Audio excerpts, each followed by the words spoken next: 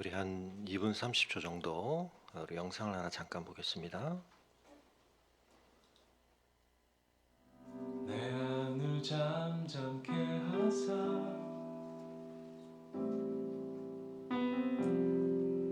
온통 주의 가득한 세물교회로부터 받았던 은혜와 아름답게 흘려보내는 귀한 통로가 되도록 열심히 노력하겠습니다. 하나님 앞에 받은 비전 중에 비전 307천이라고 하는 것이 있는데요. 그리스도인다운 삶을 고민하고 실천해내는 기도원의 용사 같은 300명의 성도를 세우는 것이 저의 소원입니다. 그 300명이 또 세워내고 네트워크를 이루어서 한국교회 앞에 하나님의 나라 운동을 함께 펼쳐가는 동력자들이 되었으면 하나님께서 우리가 꿈꾸는 그런 건강한 교회, 아름다운 교회를 바로 이분들로 세워주시고 주님 손에 붙들려서 이 광야길을 잘 걸어가도록 우리 함께 기도하겠습니다. 당신의 선한 음성 듣고 그 음성 내게 보이는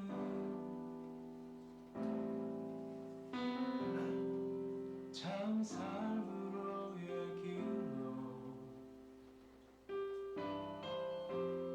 우둔한 내 걸음 내디듯 그런 용기를 주소서. 내가 바라고 하는 모든 일들과 나의 꿈과 오늘의 나 사이 그 넓은 거리 늘 보기 원하는 일들의 좋은나무교회 임혜동에서 드리는 첫 예배 오신 성도 주님의 이름으로 환영합니다. 나무라고 할 때 이 좋은 나무는 누구에게 좋은 나무여야 할까요? 우선적으로 우리를 창조하시고 우리 인생에 대한 분명한 목적을 가지고 우리의 삶을 이끌어가시는 주님 앞에 좋은 나무였으면 좋겠습니다. 그 가지가 그 참된 좋은 나무에 제대로 붙어있는 것입니다.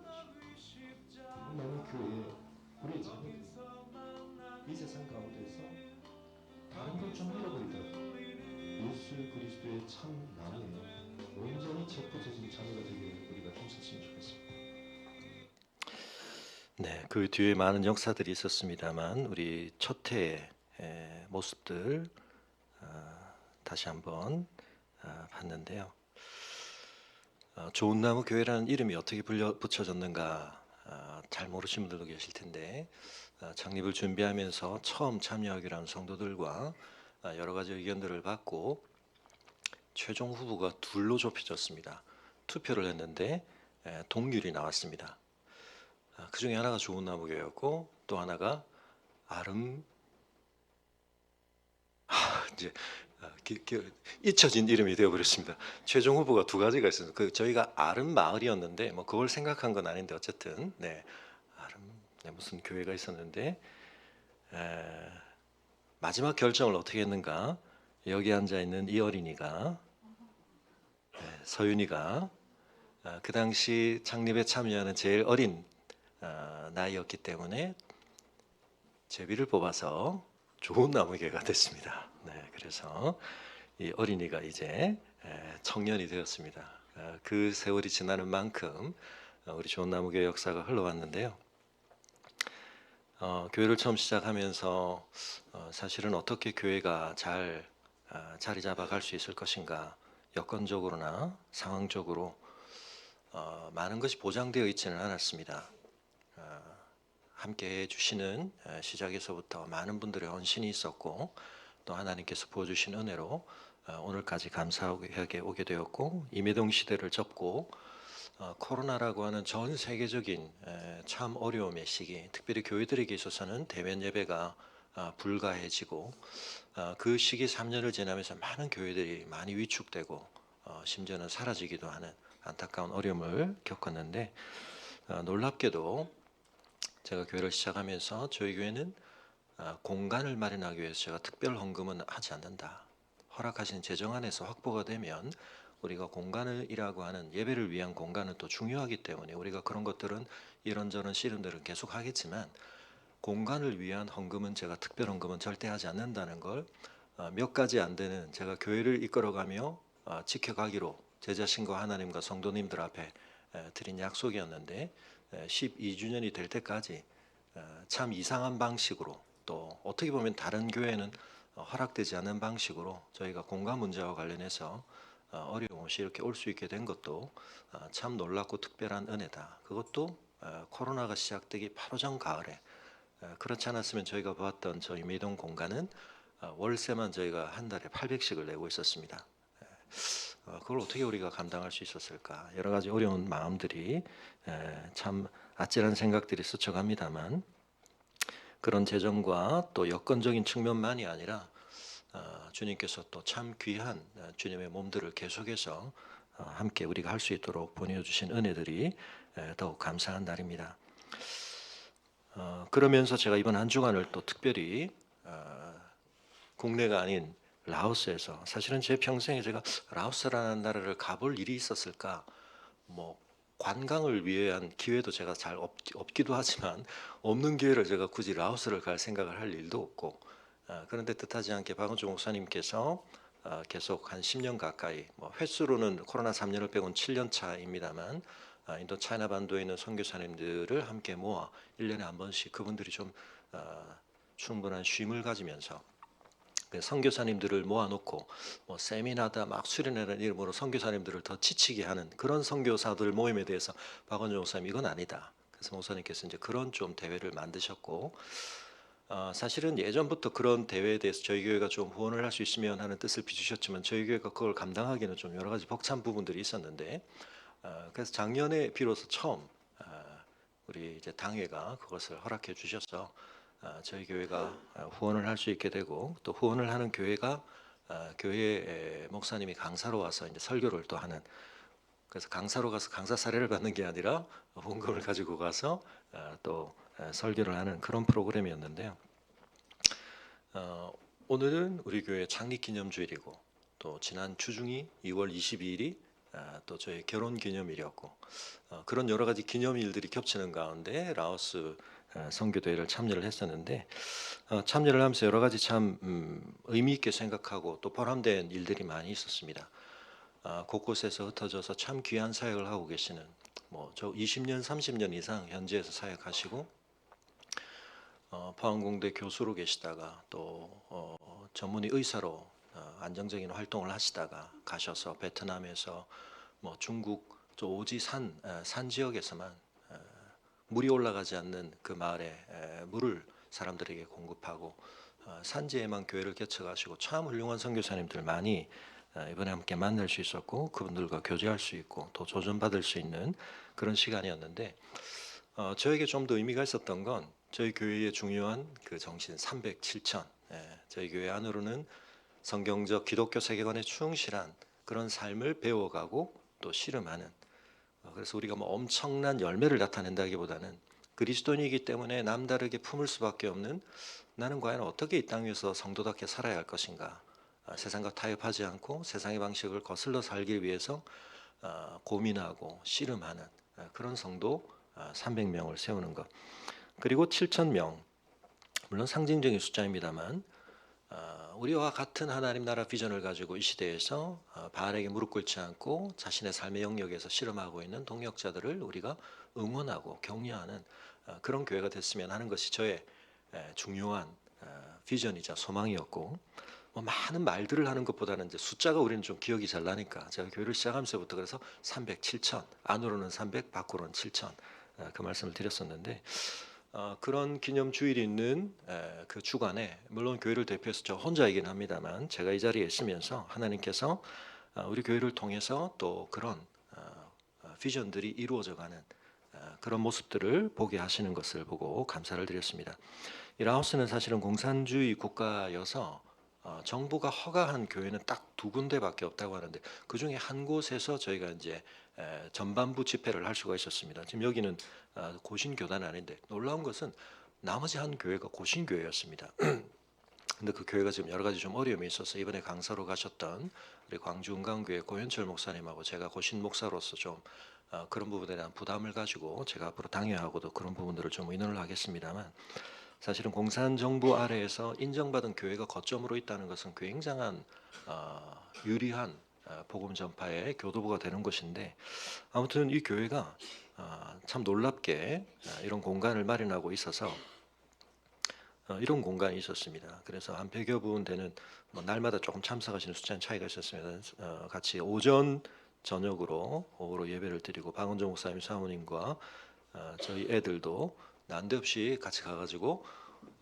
하루에 2번씩 꼬박꼬박 수련회에 참여하는, 온 가족이 말씀을 함께 듣는 우리 금교성 목사님 가정이고요. 네, 목사님도 설교하시고, 제가 제일 마지막 날 저녁에 설교를 하도록 박 목사님이 배정을 해주셔서 좀 부담이 컸었는데, 다른 분들은 다 티 입고 이렇게 진짜 설교를 하시더라고요. 목사님께서 그냥 편안하게, 선교사님들도 그래야 편하시니까 티 입고 설교를 하라고 하셨는데, 그렇다고 또 제가 티만 입고 가지 않는 또 눈치는 있어야 된다고 생각을 해서 저는 꾸역꾸역 가지고 가서 비행기 불편하게 입고 가서 마지막 날 설교를 했는데, 마지막 날이 뒤에 일정이 아무것도 없었습니다. 보통 때는 이제 뒤에 오후에 예배를 드리고 뒤에 일정들이 있었는데, 아무 일정이 없으니까 목사님 하고 싶은 대로 하십시오라고 잘 모르시고 저한테 제안을 하시는 바람에 제가 어떻게 설교를 했겠습니까? 저에게 주어진 시간 1시간 반을 꽉 채워서 설교를 했습니다. 설교 제목이 로뎀 나무 아래에서 가다듬는 호흡. 긴 호흡이었는데 쓰시는 분이 긴 빠뜨리셨는데, 제가 엘리야 얘기를 했습니다. 엘리야에게 하나님께서 주셨던 어루만지시고 먹이시고 재우시며 회복시키시는 그 엘리야에 대한 하나님의 방식과 이 수련의 취지가 굉장히 잘 맞고, 또 제가 엘리야의 7천 동력자에 대한 말씀을 다시 드렸습니다. 드리면서 긴 호흡과 관련해서 제가 오카리나도 불렀습니다. 네, 그래서 뭐 저 들으라고 하신 소리인지 모르겠지만 큰 호응을 받고 네, 그래서 잘 마치고 왔는데요. 이 라오스라고 하는 곳이 뭐 아시겠습니다만 불교 대부분의 사람들의 명시적인 종교는 불교입니다. 그래서 뭐 너무 날도 덥고 라오스는 가볼 곳도 없어서 뭐 잠깐 이제 사원에 들린 적이 있었는데, 여러분은 눈이 막 내리고 엄청 추워진 한 주간을 보내셨는데, 저희는 갑자기 여름으로 가가지고 얼굴이 막 타고 그렇습니다만, 라오스가 거의 뭐 제 생각에는 우리나라 한 70년대의 거리 분위기를 좀 느끼게 하는 뭐 그런 곳이었고, 와이파이가 정말 안 터져서 제가 어려움을 많이 겪었습니다만, 근데 이 사원을 딱 갔는데 이 사원이 너무 넓은 공간에 좋은 곳에 자리를 잡고 있었는데, 이게 다 지금 금칠이 되어 있는데, 그 중에서도 특별히 이 위쪽은 네, 여기는 참 아름다운 곳인데 이렇게 석가모니 상, 우리랑은 좀 풍은 다른데 세워져 있고, 그 윗부분만 제가 갤럭시로 울트라 갤럭시 사진으로 확대가 가능하기 때문에 여기는 진짜 금이랍니다. 그래서 금으로 만들고 그 밑은 도금을 한 건데, 이런 라오스에 가 있으면서 그곳에서 선교를 하시는 분들과 먼 땅에서 제가 창립 기념주의를 생각하면서 한편 하나님 앞에 또 이 시기에 제가 이 대회를 참여하게 하신 것도 의미가 있다. 화면은 닫아주시고요. 네. 그런 생각들을 했었습니다. 오늘 우리가 성찬식도 해야 하고, 그래서 오늘은 좀 설교를 제가 짧게 할 수밖에 없는데, 오늘 시편에서 우리에게 가장 중요하게 눈에 띄는 개념은 1절에도 있고 마지막 절에도 있습니다. 처음과 마지막에 강조가 되니까 중요한 중심어죠. 기뻐한다는 겁니다. 많은 종교가 금욕주의적인 분위기를 띠고 또 그런 가르침을 많이 전합니다. 불교는 말할 것도 없고요. 종교인이라고 하면 좀 더 금욕적일수록 더 경건해 보이고 거룩해 보이는 것도 사실입니다. 그러나 저에게 엄밀하게 만약 쾌락주의와 금욕주의 중에 기독교를 어느 한 카테고리로 규정해야 한다고 말한다면, 저는 기독교는 쾌락주의라고 말하겠습니다. 표현이 조금 그렇습니다만 기독교는 궁극적인 쾌락주의입니다. 여기서 쾌락주의라고 하는 것은 에피쿠로스 학파도 그렇지만 그런 저급한 쾌락을 얘기하는 것이 아니라 굉장히 숙고되어진 또 굉장히 깊은 차원의 성찰을 반영한 쾌락이겠죠. 그러나 궁극적으로 성경은 우리에게 금욕주의를 말하지 않습니다. 그건 과정일 수도 있고 우리에게 때로 필요한 태도일 수 있지만 성경은 궁극적으로 우리에게 쾌락주의를 말하고 있습니다. 왜 그렇습니까? 시편을 시작할 때 1편, 2편에서 가장 중심 주제가 뭐였죠? 복입니다. 누가 복이 있는가? 좋은 것에 관한. 그래서 복음은 복된 소식입니다. 좋은 소식입니다. 성경에서 하나님 나라를 묘사할 때 그것은 항상 잔치와 관련이 있습니다. 잔치의 비유를 드십니다. 오늘 시편에서도 마찬가지입니다. 성도들은 이 땅에서 궁극적으로 어떻게 해야 하는가? 기쁨을 누릴 수 있고 기쁨을 추구하고 남다른 기쁨을 드러내는 그런 사람들이 되는 겁니다.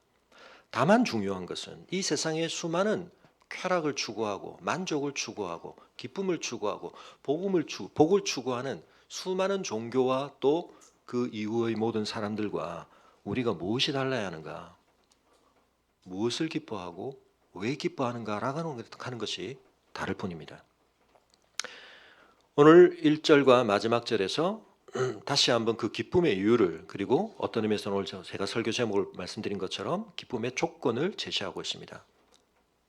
당신은 왜 즐겁습니까? 왜 기뻐합니까? 어떤 기쁨을 추구합니까? 어떤 즐거움을 지향하며 살아가고 있습니까? 여러분 거기에서 빠뜨리지 말아야 할 것은 여호와 1절에 여호와께서 다스리시나니 땅은 즐거워하며 허다한 섬은 기뻐할지어다. 마지막 절에 의인이여 너희는 여호와로 말미암아 기뻐하며 그의 거룩한 이름에 감사할지어다. 지난 한 주간 왜 기쁘셨습니까? 뭐 때문에 즐거우셨습니까?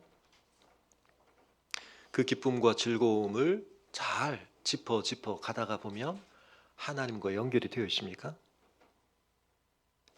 여호와와 그 기쁨과 즐거움이 닿아 있습니까?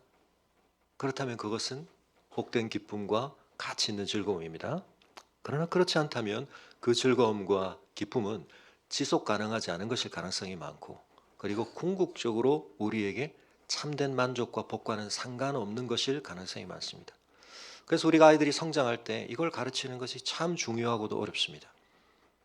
이 아이가 뭘 즐거워하고 뭘 기뻐하는 아이로 성장하도록 우리가 이끌어 갈 것인가. 아이들은 때로 그런 분별력에 있어서 잘못된 것에 빠지기도 합니다. 고착이 되기도 합니다. 그러면 그거 바꾸기가 너무나 쉽지 않습니다. 여러분 우리가 성인이 되었을 때 여전히 마찬가지입니다. 내가 무엇에 대해서 즐거움을 느껴봤는가 기쁨을 느껴봤는가 어쩔 수 없이 그 수준에서 우리의 존재와 삶의 수준이 결정납니다. 굉장히 많은 것을 쟁취하고 이룬 것 같지만 결국은 사람이 자기 속에 있는 가장 중요하게 생각하는 즐거움과 기쁨을 포기할 수 없기 때문에 그것을 반복 경험하고 싶어하고 그걸 추구하게 되기 때문에 거기에서 많은 삶의 문제들이 또는 많은 삶의 성취들이 판가름되는 것입니다. 많은 돈을 가지고 많은 권력을 가지고 많은 인기와 명예를 가지고 그 사람이 그걸 가지고 결국 뭘 추구하나? 여러분 그걸 지켜봐야 됩니다. 굉장히 남다른 노력과 재능과 여러 가지 분투 속에 많은 걸 성취할 수 있습니다. 근데 그걸 가지고 뭘 하지 그 사람이? 그 사람이 무슨 즐거움을 추구하지? 어떤 기쁨을 위해 그걸 쓰지?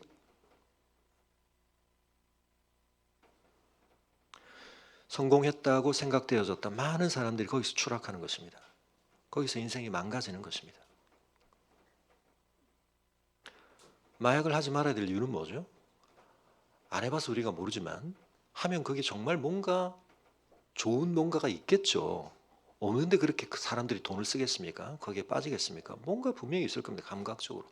다른 데서는 경험할 수 없는 어떤 희열이 있을 겁니다. 짜릿함이 있을 겁니다. 놀라운 뭔가 자기 몸으로만 느끼는 뭔가가 있겠죠. 근데 그걸 왜 우리가 추구하지 말라고 말합니까? 그걸 계속 추구하면 몸이 망가지고 삶이 무너질 수밖에 없다는 것을 우리가 다 알기 때문입니다. 그걸 잘 조절하면서 적절하게 누리는 사람이 되기가 얼마나 어려운지 왜 굳이 그걸 조절하면서 살려고 할까요? 여러분 그런 점에서 우리 믿음의 선배들이 이 땅 위에 복음을 처음 전하면서 선교사들이 술과 담배에 대해서 굉장히 좀 엄격한 룰을 적용한 것은 저는 굉장한 지혜라고 생각합니다. 제가 엄격한 금주에 대해서 또 금연에 대해서 제가 그것이 구원의 조건이라고 말씀드리지 않는다는 말씀을 많이 드렸고, 그런 말씀을 드릴 때마다 남편이 담배와 술을 좀 절제하거나 끊기를 바라시는 분들은 제가 원망스러우실 수 있겠지만, 여러분 존 스토트가 골초였습니다. 담배 핀다고 해서 천국 못 가는 게 아닙니다. 근데 건강에 너무 안 좋다는 거 우리가 알게 됐지 않습니까? 우리의 몸이 하나님의 성전입니다. 그걸 통해서 우리가 누리는 어떤 것이 있죠. 근데 여러분 오카리나 부르는 게 훨씬 낫습니다. 긴 호흡을 그렇게 쓰지 마시고, 너무 많은 것을, 여러분 술도 마찬가지입니다. 발암 물질로 여러분 우리가 술이라는 걸 통해서 조금 기분의 전환을 경험할 수 있고 뭐 그런 것들에 대해서 우리가 또 절제할 수 있으시다면 금주를 하시라고까지는 말씀드리고 싶지는 않지만, 저는 목사로서만이 아니라 제가 신앙을 처음 배우면서 제가 그런 어떤 조금은 엄격한 가르침을 전하는 교단 안에 있다 보니까 저는 어쨌든 술을 안 마시는 것으로 제 정체성을, 제가 술의 정신을 잃거나 제 의지력을 잃어서 내가 그리스도인다운 정체성과 합당하지 못한 행동을 하는 것에 대해서 내가 그걸 피하리라 하는 마음으로 제가 청소년기, 청년기를 보내면서 사실은 만만치 않은 어려움을 많이 겪었습니다. 교수님이 주는 술 안 마시겠다고 제가 왕따 경험 많이 당했습니다. 선배들한테. 그렇지만 저는 꿋꿋하게, 자기들이 왕따 시킨다고 제가 왕따를 당하지는 않죠. 더 적극적으로 과에서도 활동하고. 당신들이 나를 소외시켜도 나는 소외 안 당하거든요. 끝까지 열심히 가서 오리엔테이션 가가지고 내비게이터 선배 처음에 성경 공부를 했던 오리엔테이션 가면 안 된다. 가면 술판 벌어지고. 저는 갔습니다. 가서 제가 술 안 마셨습니다. 술 마시고 토하고 막 밤새 엎어져 있는 친구들 제가 다 거두고 화장실 등 두드려주고 돌아오는 차 안에서 그 친구가 저한테, 형님, 현역을 하고 전 재수해서 갔으니까, 형님 저 교회 다녀요 그러는 거예요. 아버님이 장로님이고. 그러면서 과 기독교 모임이 생기고 이제 이렇게 된 겁니다.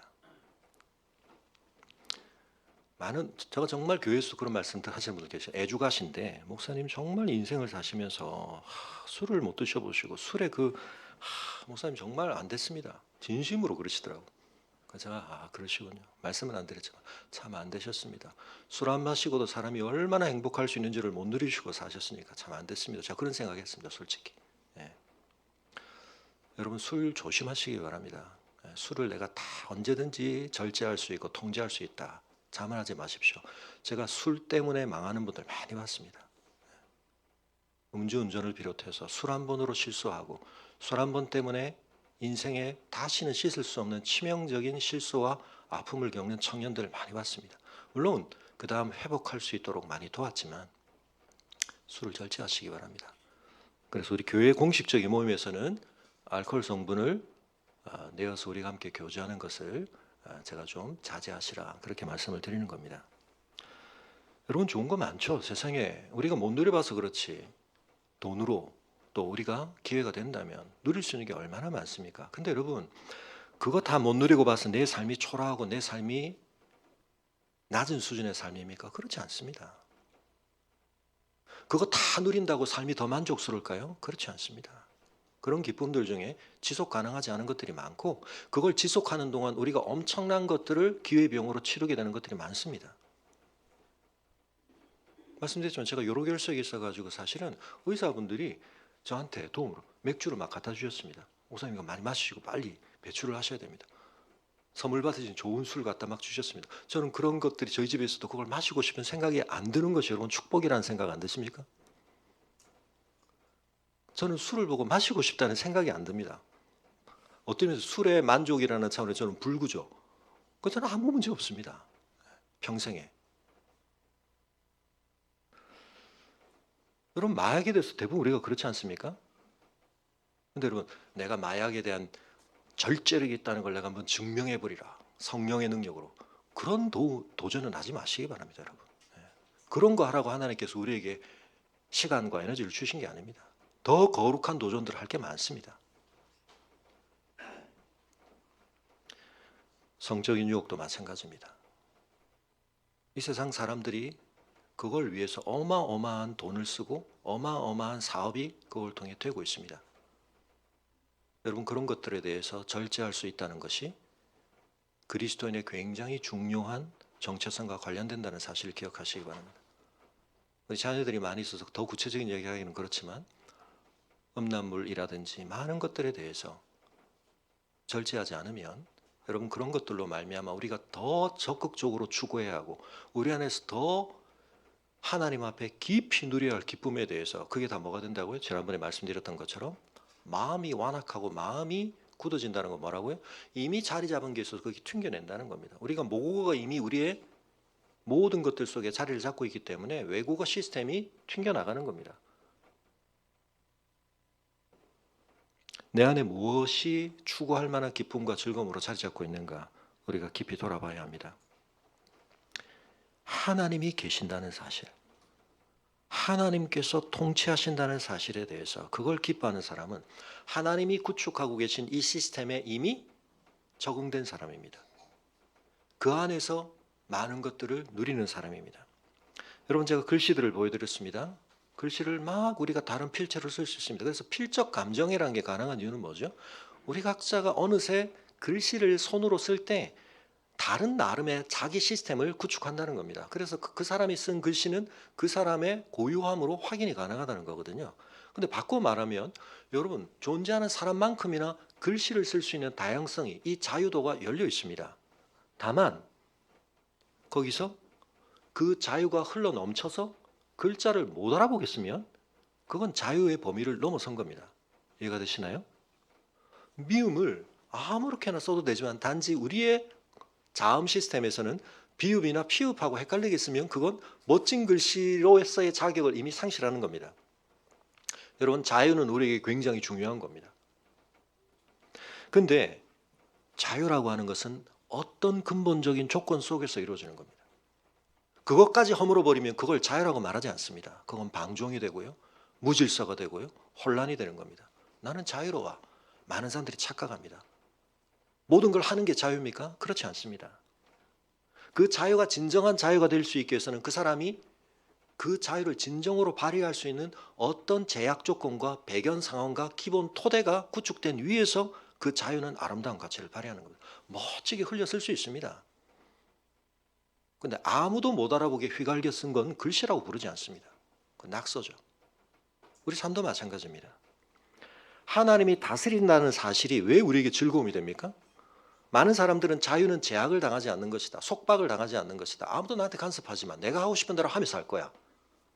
그걸 위해서 돈을 벌고 권력을 가집니다. 그럼 그 사람의 자유는 수많은 사람들의 자유를 박탈하거나 억압하거나 착취하거나 그리고 결국은 자기 자신도 그 제한 없는 자유 속에서 망하는 겁니다. 어떤 제약과 속박에도 내가 구속당하지 않는다. 자유 맞습니다. 여러분 저는 어떻다고요? 술을 안 마시면 죽겠다라는 마음이 저한테 들지 않는다는 점에서 저는 자유로운 겁니다. 중학교, 고등학교 때 어른 흉내 내면서 술 먼저 하고 담배 막 피우는 것이 멋진 남성인 것처럼 생각하는 그런 잘못된 판단으로부터 저는 자유로웠던 겁니다. 저 좀 멋지지 않습니까, 여러분? 여러분 자녀가 좀 그랬으면 쉽지 않으십니까? 안 그러세요? 제가 찌질해 보이십니까? 맞습니다. 저를 그렇게 보는 친구들 많이 있었습니다. 근데 저는 제가 참아야 되는데 그러면서 참은 게 아닙니다. 더 좋은 게 있으니까. 더 좋은 것과 어울리려니까 그건 나랑 어울리면 안 돼.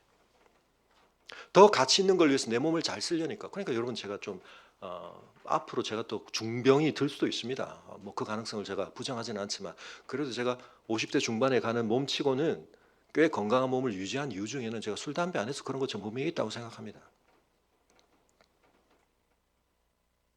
저는 자유로웠습니다. 그 선택에 있어서. 하나님의 다스림을 받는다는 사실이 여러분 속박이 아닙니다. 그분은 우리를 가장 자유케 하시는 분이기 때문에 그래서 그분의 다스림을 받는 안에서는 어마어마한 자유가 있습니다. 악에 빠지지 않을 수 있는 자유가 있죠. 악의 유혹에 대해서 상대적으로 내가 덜 걸릴 수 있는 자유가 있는 겁니다. 근데 사단은 그렇지 않습니다. 하나님의 말씀 고지고대로 살아. 아이고 너는 제약됐어. 너는 속박당하고 있어. 너는 한계에 갇혀 있어. 그렇지 않습니다. 그래서 여러분 우리가 어떤 언어 체계에 익숙해져 있을 때 그 언어에 대해서 능숙해지는 것은 한편은 놀라운 자유입니다. 언어를 마음껏 구사하는 것. 이해가 되시나요? 제약을 벗어나는 겁니다. 근데 그것은 어떤 한 시스템에 충실해지는 겁니다. 우리가 하나님 나라의 가치 체계에, 하나님 나라의 문법에 충실해지면 세상 사람들은 왜 저렇게 제약을 당하고 살지? 왜 저렇게 마음대로 할 수 있는데 못하지? 그렇지 않습니다. 우리는 하나님 나라의 질서에 충실해지는 자유를 누리는 겁니다. 그리고 지난주에 하나님께서 반드시 그 땅을 세상을 오셔서 임하시되 이 13절이 임하신다는 것으로 끝을 내고 있는데 이 97편은 그래서 어떤 면에서 약간 종말론적인 그림을 우리에게 보여줍니다. 하나님께서 이 세상을 완전하게 통치하심으로 실현하실 그때 이 세상이 누리게 될 온 땅이 즐거워하고 온 섬이 허다한 섬도 기뻐한다는 겁니다. 여러분 오늘날은 신에 대해서 신의 감정을 빼려고 하는 신을 존재한다고 인정하더라도 신의 인격성을 배제하려고 하는 그런 풍토가 많아지고 있지만 하나님은 우리에게 진정한 감정의 근원이시고 그 감정은 하나님 안에서 가장 고양되고 충족될 수 있는 겁니다. 속지 마시기 바랍니다. 하나님 열심히 믿으면 즐거움과 기쁨 다 사라진다. 금욕주의 아닙니다. 가장 영광스럽고 가장 지속 가능하고 가장 호환성 높은 즐거움으로 우리의 삶이 충실해지는 겁니다. 그리스도인은 그걸 보여줘야 됩니다. 여러분 정말 우리 그리스도인이 이 세상에서 기쁘게 즐겁게 살아야 됩니다. 세상의 환경이 억압이 되고 세상에 우리의 여건이 여러 가지 어려움이 있지만 우리는 그걸 뚫고 그것에 영향받지 않고 하나님 안에서 누리는 세상이 빼앗아갈 수도 세상이 어떻게 할 수도 없는 즐거움을 가지고 사는 사람들이 되어야 되는 겁니다. 왜 그렇습니까? 구름과 흑암이 그를 둘렀고 하나님에 대한 묘사를 하는데요. 의와 공평이 그의 보좌의 기초다. 하나님께서 그것을 기초로 삼고 계시다는 겁니다. 하나님의 통치는 아무렇게나 이루시는 통치가 아니라 공평과 의를 가지고 통치하시는 것입니다. 근데 그분에 대한 묘사가 구름과 흑암이 그분을 둘렀다고 말하는데 이것은 신의 산에서 언약을 주실 때 하나님의 실제적인 그런 동반된 현상이기도 하지만 우리가 범접할 수 없고 우리가 그분을 어떻게든 다 파악할 수 없는 그런 하나님의 영광을 묘사하는 방식이기도 합니다. 그런데 이렇게 어떻게 보면 짙은 먹구름과 같은 구름에 의해서 가리워져 계신 분이신데 그래서 그분은 우리가 아무렇게나 판단하거나 아무렇게나 범접할 수 없지만 그분에게서 나오는 것들은 이 세상에 대해서 얼마나 엄청난 능력을 발휘하는지 불이 그의 앞에서 나와 사방의 대적들을 불사르고 그의 번개가 마치 이건 먹구름이 잔뜩 끼었는데 거기서 뭐가요? 번개가 치지 않습니까? 그런 현상을 보면서 느낀 것을 하나님의 영광을 묘사하기 위해서 반응했다고 볼 수 있습니다. 그분에게서 불이 나와 사방의 대적을 불사르고 번개는 세계를 비추시는데 땅이 보고 떤다. 하나님에 대한 거룩한 경외감입니다. 산들이 여호와의 앞 곧 온 땅의 주 앞에서 밀랍같이 녹아도다. 산은 우리에게 가장 견고해 보이는 요지부동해 보이는 그러한 대상이지만 그 산조차 녹는다. 우리나라처럼 이렇게 나무가 빽빽하게 우리도 예전에는 나무가 없어서 그런 경우도 있었습니다만 그래서 여러분 우면산에서 무슨 일이 있었습니까? 산사태가 나면 땅이 녹는 것처럼 흘러내리는 그게 얼마나 무서운지 모릅니다. 이 세상에 어떤 정도의 질서를 가지고 견고하게 유지되는 게 있지만 지금 여기서 묘사하는 이 모든 것들이 결국은 복음서나 신약으로 와서 종말에 대한 묘사 속에 반복적으로 등장합니다. 그래서 어떤 내용들이 나옵니까? 하늘에 땅에 많은 어떤 고정되어 있는 것들이 풀어지고 녹는다는 표현을 신약 성경이 씁니다. 뭔가 이게 엄청난 해체를 경험하는 것 같고 엄청난 변화를 경험하는 것처럼 근데 그게 우리에게는 혼돈과 두려움을 가져다 주지만 그건 재창조를 위한 과정입니다. 새 창조가 재창조되는 새 하늘과 새 땅이 되는 과정에서 이 세계에 견고했던 질서나 모든 것들이 어떤 의미에서는 변혁을 겪는 과정을 묘사하는 겁니다. 이거는 혼돈과 혼란을 얘기하는 게 아닙니다. 근데 그 과정에서 이 세상 시스템의 모든 것에 궁극적인 가치를 부여하고 거기에 기대했던 존재들은 어떻게 될까요? 특별히 이 자연계 안에 존재하는 걸 가지고 신이라고 여기고 우상이라고 섬겼던 모든 사람들은 그 자연의 질서가 완전히 새로워지는 과정을 겪으면서 그들이 궁극적인 대상이라고 인정했던 우상들의 헛것을 동시에 깨닫게 되는 겁니다. 그래서 여러분 6절이 분수령이 됩니다. 하늘이 그의 의를 선포하니 모든 백성이 그의 영광을 보는데 그것의 반대편은 뭐가 있습니까? 조각한 신상을 섬기며 허무한 것으로 자랑하는 자는 다 수치를 당할 것이라. 진정으로 경외할 분은 이 세상에 대해서 그러한 궁극적인 주권과 작용을 하실 수 있는 하나님을 경외하는 사람들밖에 없습니다. 여호와여 주의 시온이 주의 심판을 듣고 기뻐하며 유다의 딸들이 즐거워하나이다. 여호와여 주는 온 땅에 지존하시고 모든 신들 위에 계시나이다. 여호와를 사랑하는 너희여 악을 미워하라. 그가 그의 성도들의 영혼을 보존하사 악인의 손에서 건지시느니라. 다시 모든 신들이라는 개념이 나오지만 이건 이 세계 속에 있는 현상적인 것을 그냥 기술하는 겁니다. 그들의 존재성을 인정하는 게 아닙니다. 그러면 그들이 헛것이라는 걸 말하는 겁니다. 여러분 오늘날 우리에게 이런 관점들이 참 많이 사라져 버렸는데요. 저도 평생 본 적이 없는 새로운 자연환경을 라오스를 가서 보게도 되고 또 낯선 곳을 가게 되면 우리에게 익숙해 있으면서 한편 우리가 느끼지 못했던 것들에 대해 새로운 감각들이 생겨나기도 하죠. 우리가 도시 속에 살다 보니까 사실은 자연하고 많이 차단되어 있는데 자연하고 좀 더 접하게 되면 우리에게 이런 경외심들이 참 많이 일어납니다. 근데 우리가 콘크리트 속에 있으면서 자연의 위협으로부터 자연의 여러 가지 제약으로부터 잘 보호되는 그런 좋은 점은 있지만 우리가 자연에 대해서 마땅히 가져야 될 어떤 감수성들을 굉장히 많이 잃어버리고 있고 과학과 지식이 발달하면서 우리가 자연에 대해서 옛날 사람들이야 번개 보고 두려워했겠지 천둥 소리 보고 놀랬겠지 그러나 우리는 천둥과 번개가 어떻게 조성되고 이루어지는지를 잘 알아. 여러분 그걸 아는 만큼 우리가 몰라지는 게 있다는 사실을 깨달으셔야 됩니다. 한 분야의 전문 과학자로도 여러분 과학적 설명이라는 건 과학 철학이 굉장히 중요한 주제인데 과학이 어떤 식으로 세상을 설명하는가. 햄펠이라고 하는 사람을 비롯해서 가장 초창기에 과학 철학의 정말 수립기에 이 사람들이 했던 제일 중요한 과학적 설명의 정의는 이렇습니다. Covering law, 자연 법칙이라는 것을 통하여 우리에게 이상하고 설명 안 되는 놀라운 현상을 연역적으로 도출하여 설명하는 거다. 과학의 설명이라는 건 이거 이상하지. 그런데 배우에 이런 법칙이 있기 때문에 그 법칙에 하에서 보면 이게 그렇게 이상할 일이 아니야. 이게 이 법칙으로부터 따라 나오는 현상이라는 걸 말해줌으로써 과학적 설명이 이루어진다는 겁니다. 그래서 우리가 그런 법칙들을 많이 찾아냈습니다. 그럼으로써 오늘 우리는 그런 법칙적 질서 안에서 이 현상은 우리에게 좀 특이하게 보이고 이상하게 보이지만 설명되는 거야. 이해 가능한 거야. 낯선 것 아니야.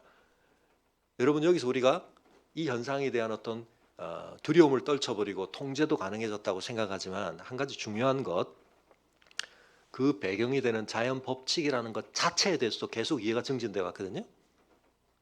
근데 그 법칙이라는 게 우리가 생각했던 건 단순하지가 않습니다. 그 법칙을 형성시키는 그 법칙의 또 다른 커버링 로우가 있겠죠. 더 궁극적인 배후의 원인이 또 있습니다. 그런 걸 짚어가는 과정이 이제 너무 어려워졌기 때문에 우리는 그건 그냥 몰라도 되는 걸로 퉁칩니다. 그러니까 우리는 뭘 다 아는 것처럼 착각합니다. 그렇지 않습니다. 그래서 굉장히 수준 높은 과학자들 그 분야에 있어서 또는 다른 많은 영역을 포괄하는 대가가 되고 나면 사람들이 경외감을 표현합니다. 왜냐하면 이 현상이 가능한 것을 뒷받침하는 법칙이라는 것이 또는 그 법칙을 가능하게 하는 이 자연계의 질서라는 게 우리가 생각했던 것만큼 그렇게 당연하지 않거든요. 그렇게 간단하지 않거든요. 왜 빅뱅 때 그렇게 한 점의 에너지와 질량이 다 집중돼 있었지? 아무도 모르거든요. 아무도 설명 못합니다. 빅뱅이라는 게 설명을 한 게 아닙니다. 설명을 뒤로 미룬 거지. 근데 그 소급되어진 설명에 대해서 아무도 질문을 할 엄두가 안 나기 때문에 우리는 이제 굉장히 어려운 것 안에서 우리 꽤 많은 걸 알고 있다고 착각하지만 진짜로 아는 사람들은 이게 얼마나 큰 착각인 줄 압니다. 얼마나 우리가 교만해졌는지 모릅니다. 이게 일종의 우상 숭배입니다. 자연을 보면서 우리 나름의 이해체계 안으로 꾸겨놓고는 하나님께 돌려드려야 할 영광을 우리가 잊어버리고 살면서 우리가 세계를 다 알아. 여러분 하나님께서 우리 수준에 맞추시느라고 표현을 이렇게 하신 겁니다.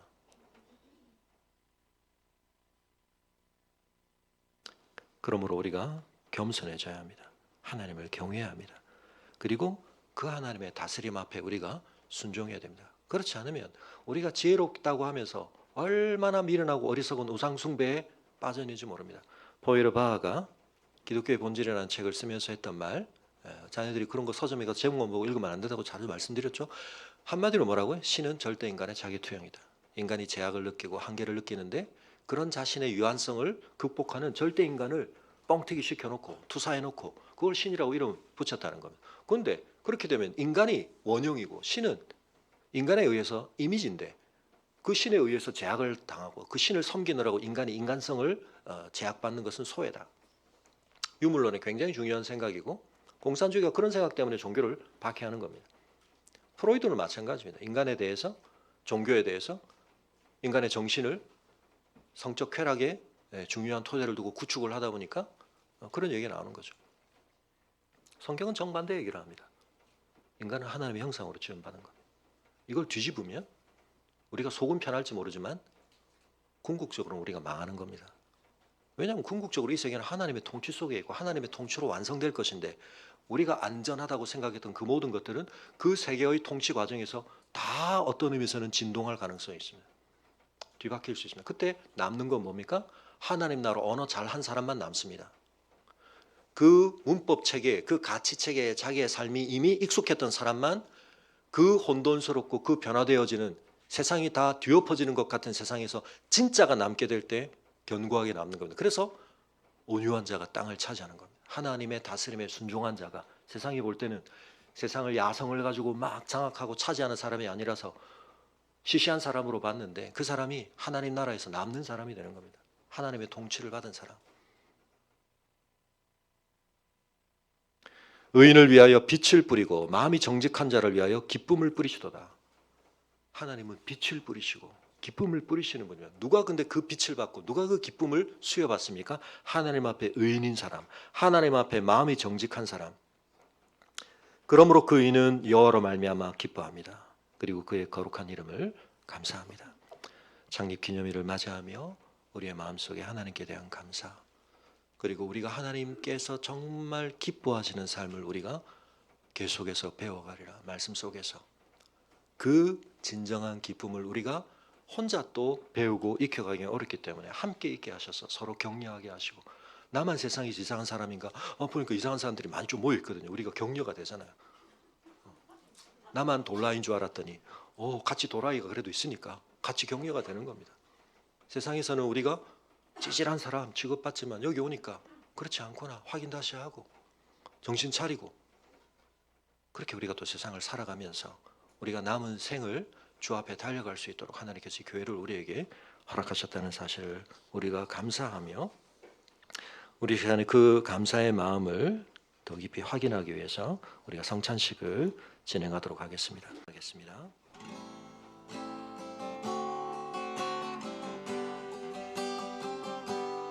너희는 여호와를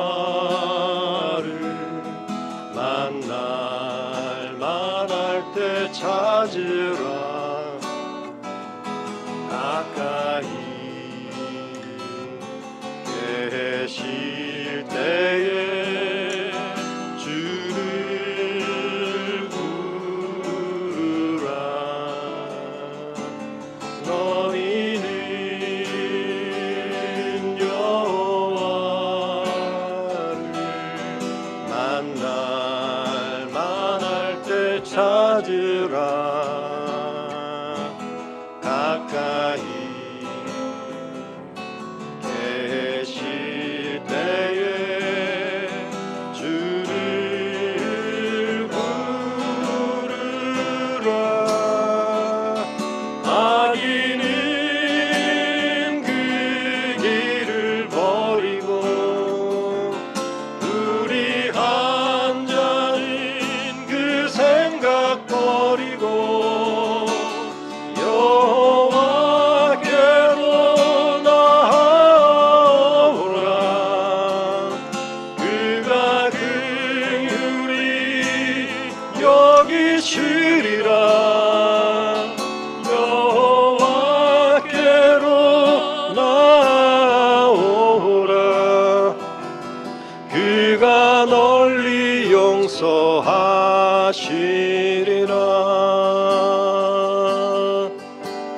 주님, 제 마음이 너무 둔해서 주님을 볼 수 없습니다. 이 땅에 속하여 이 땅만 보다가 주님 손을 놓쳤습니다. 나는 나그네로 왔는데 왜 주저앉게 되었나. 나는 정직이인데 언제부터 내 삶의 주인이 되어버렸나.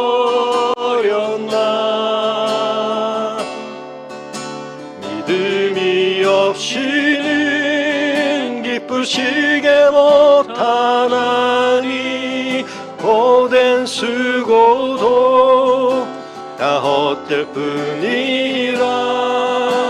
믿음이 없어서 무너진 삶의 모든 자리에 다시 주님을 기다립니.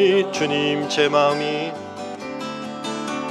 주님 제 마음이 너무 둔해서 주님을 볼 수 없습니다. 이 땅에 속하여 이 땅만 보다가 주님 손을 놓쳤습니다. 나는 나그네로 왔는데 왜 주저앉게 되었나. 나는 정직이인데 언제부터 내 삶의 주인이 되어버렸나.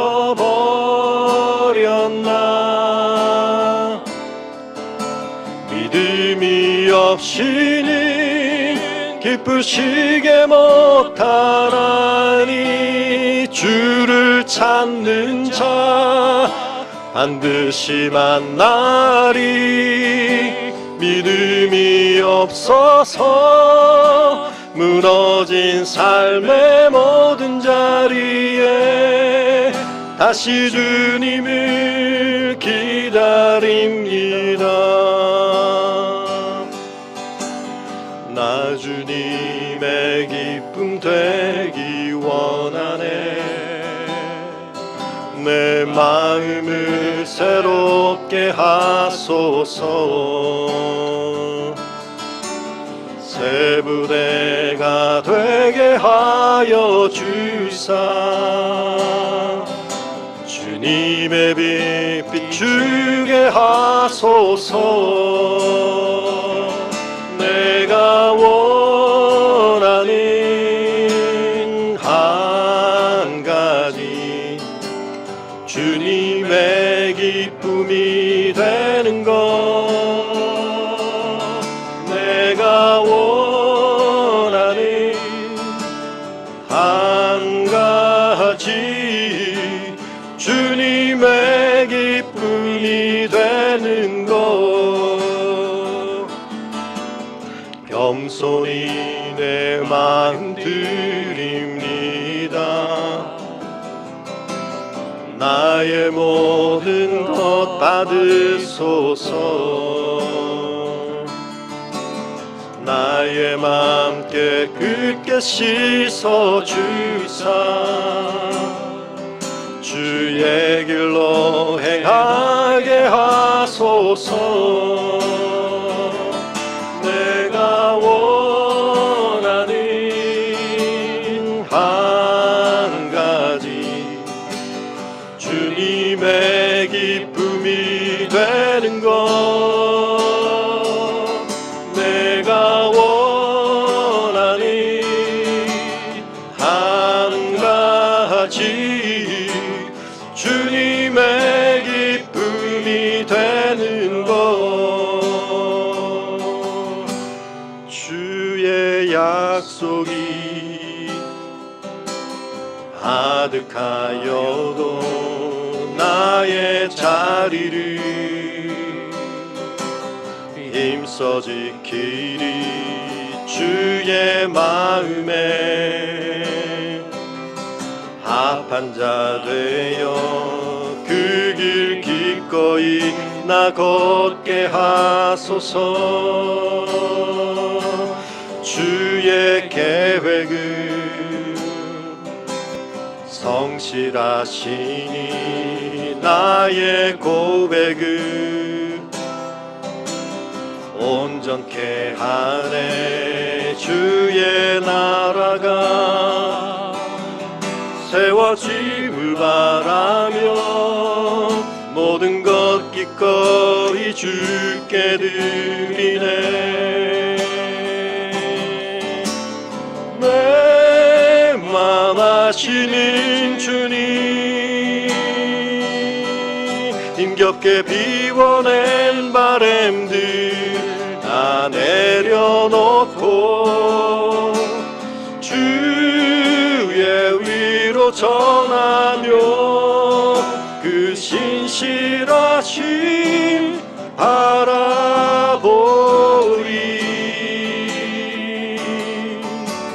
주마 많은 자들이 주님의 일하심 비추는 그 통로 되어 주의 나라 위하여 내 소망 넘어 주 뜻 이루소서.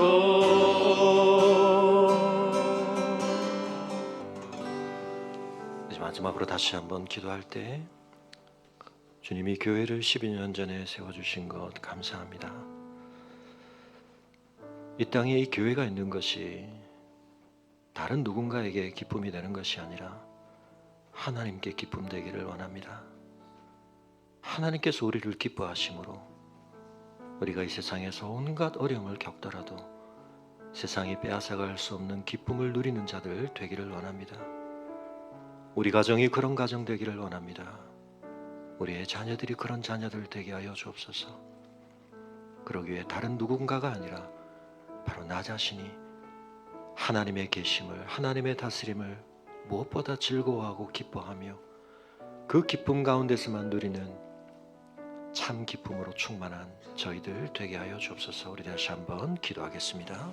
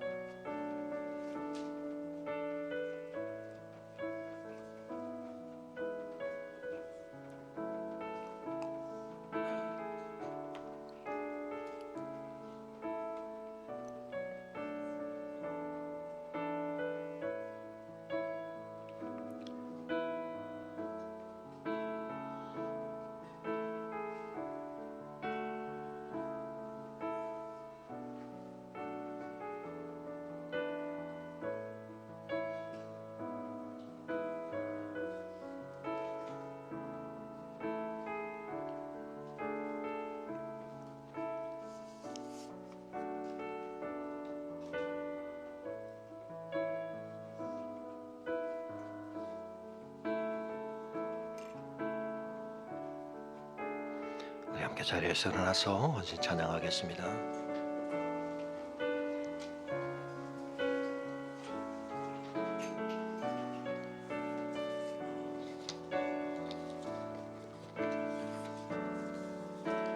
주님 큰 영광 받으소서.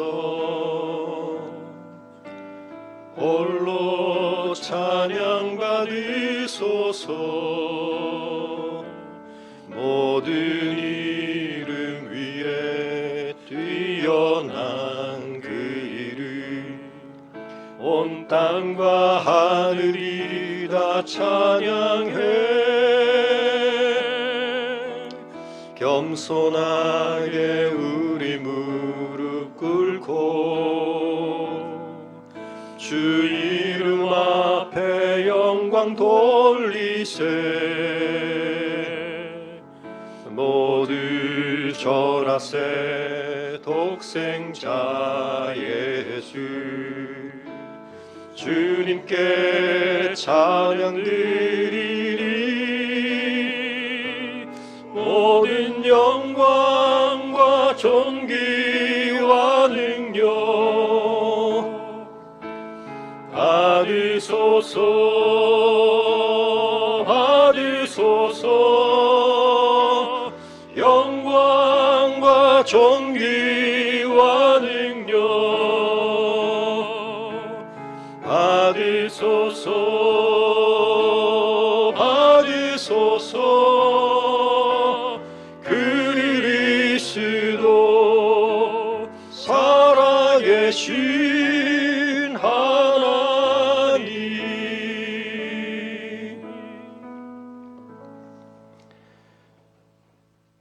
하나님께서 창조하시고 다스리시고 완성하실 세상 속에 살고 있는 저희들이 하나님을 기뻐하는 자들, 하나님께서 다스리시며 추구하시며 세우시는 질서와 가치들을 무엇보다 즐거워하는 자들로 성장하게 하시고 변화되어 가게 하여 주시옵소서. 악을 미워하고 버리라고 말씀하시는데 주님, 저희가 하나님 앞에 합당하지 못한 것들을 저희의 생각과 감정과 의지 속에 꽁꽁 숨겨두고 꼭꼭 부여잡고 주님, 그래서 저희의 삶이 허탄한 것을, 거짓된 것을, 궁극적이지 못한 것을 추구하는 어리석음에 빠지지 않도록 주님 도와주시옵소서. 하나님께서 이 온 세상을 완성하실 때 그 새로워짐 안에서 사라질 수밖에 없는 것들을 주님 궁극적이고 영원한 것으로 착각하지 않게 하시고 필요하다면 저희의 감각조차 저희의 생각조차 변화되게 하여 주셔서 저희가 이제는 예수 그리스도를 먹고 마신 자들답게 주님의 체질로 주님의 모습으로 주님의 감각으로 변화되어 하나님을 기쁘시게 하는 삶, 그리고 그것이 우리의 존재 속에 세상이 줄 수도 빼앗아갈 수도 없는 가장 영광스러운 기쁨됨을 경험해보며 누리며 확신하며 나아가 우리의 삶을 통해 증거하는 자들 되게 하여 주옵소서. 좋은 나무교회를 통하여 주의 성도들이 주 앞에 함께 모여지게 하신 것 감사하며 저희의 모임 가운데에서 누리게 하시고 허락하신 것들로 전 세계에 흩어진 7천의 엘리야의 동역자들을 조금이나마 격려하며 그들에게 격려를 나누며 위로를 나누게 하여 주신 것을 감사합니다. 남은 저희의 삶을 통하여 우리 좋은 나무교회 역사를 통하여 이 어둠의 세상에 하나님의 의와 하나님의 거룩하신 기쁨을 빛처럼 뿌리는 저희들 되게 하여 주시기를 간구하며 이제는 우리 주 예수 그리스도의 은혜와 우리 아버지 하나님의 그 크신 사랑과 성령의 감화감동 교통하심이 여호와의 다스림을 즐거워하고 기뻐하며 여호와의 뜻에 합당한 것으로 내 삶의 즐거움과 기쁨을 계속해서 변화시켜가며 그 은혜를 누리며 그 빛된 삶을 아름답게 증거하는 성도, 가정, 교회 되기를 소원하는 주의 성도들의 걸음 위에 지금부터 영원토록 함께 합시기를 간절히 축원하옵나이다.